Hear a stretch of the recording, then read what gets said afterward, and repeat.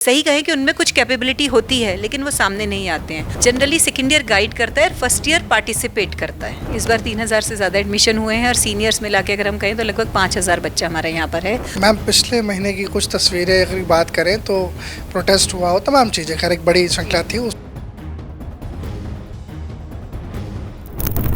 रामस्वरूप विश्वविद्यालय में हारमोनी का कार्यक्रम जारी है। इस वक्त हमारे साथ नीरज नंदन मैम हैं, रजिस्ट्रार हैं रामस्वरूप की। मैम, क्या कुछ कार्यक्रम है, किस तरह से होता है और किस प्रकार का समन्वय ये बनाता है स्टूडेंट्स के लिए? Harmony is the event between the to develop a harmony between the new entrants and the senior students. So this is the other name of freshers party. New entrants का वेलकम करने के लिए जो हम एक programme करते हैं, that is our harmony. हर साल, इस साल ये हारमनी 2025 है। इसमें फर्स्ट ईयर और सेकेंड ईयर के बच्चे पार्टिसिपेट करते हैं। जनरली सेकेंड ईयर गाइड करता है, फर्स्ट ईयर पार्टिसिपेट करता है और फाइनल ईयर और जो सीनियर्स हैं वो सब ऑर्गेनाइजिंग कमेटी में होते हैं। और सारा जो हमारे क्लब्स हैं, क्लब्स में एक फैकल्टी कोऑर्डिनेटर और उसके अलावा सब कुछ बच्चे ही मैनेज करते हैं। देखिए, कोई भी एकेडमिक इंस्टीट्यूशन वो हमेशा बच्चों को आगे लाने के लिए, उनके इनर कैपेबिलिटीज़ को एनहांस करने के लिए ही काम करता है। हमारे यहाँ इस समय 22 क्लब काम कर रहे हैं और 22 क्लब में जिसमें आपका expression club means how to express कुछ। इसमें बहुत सारे बच्चे जो इंट्रोवर्ट होते हैं वो बोलना सीखते हैं।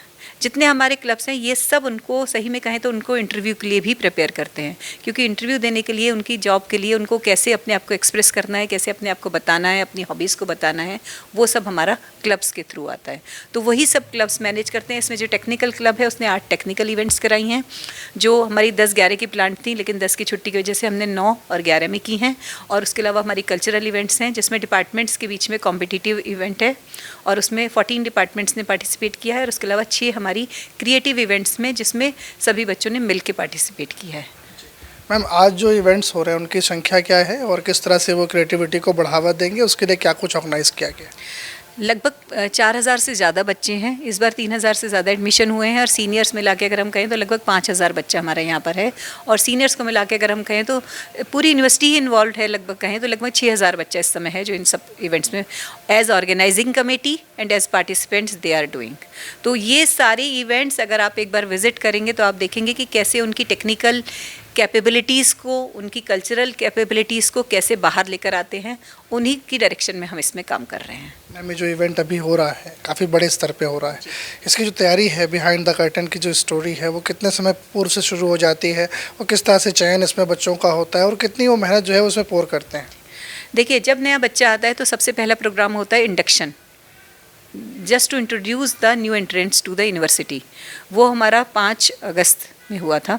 उसके बाद जैसे ही वो ख़त्म हो जाता है, बच्चे क्लासेस में जाने लगते हैं, आप समझ लीजिए उसके बाद ही हम लोग फ्रेशर्स की तैयारी शुरू कर देते हैं। लगभग 2 महीने का पूरा मेहनत होती है जिसमें जो नए बच्चे आए हैं उनमें से बच्चों को ऑडिशंस करना, उनको चूज़ करना। और कुछ बच्चे ऐसे होते हैं जो सही कहें कि उनमें कुछ कैपेबिलिटी होती है लेकिन वो सामने नहीं आते हैं। तो उस तरीके से हर क्लास में जाके, जैसे क्लास रिप्रेजेंटेटिव होते हैं, उनके थ्रू ये देखना कि किस बच्चे में क्या कैपेबिलिटी है और वो कैसे बाहर आ सकता है, उस तरीके से बच्चों को चूज़ करना। और आप देखेंगे, अगर आप देखेंगे ना, एक इवेंट में, डिपार्टमेंट की इवेंट में 50 to 60 स्टूडेंट्स पार्टिसिपेट कर रहे हैं।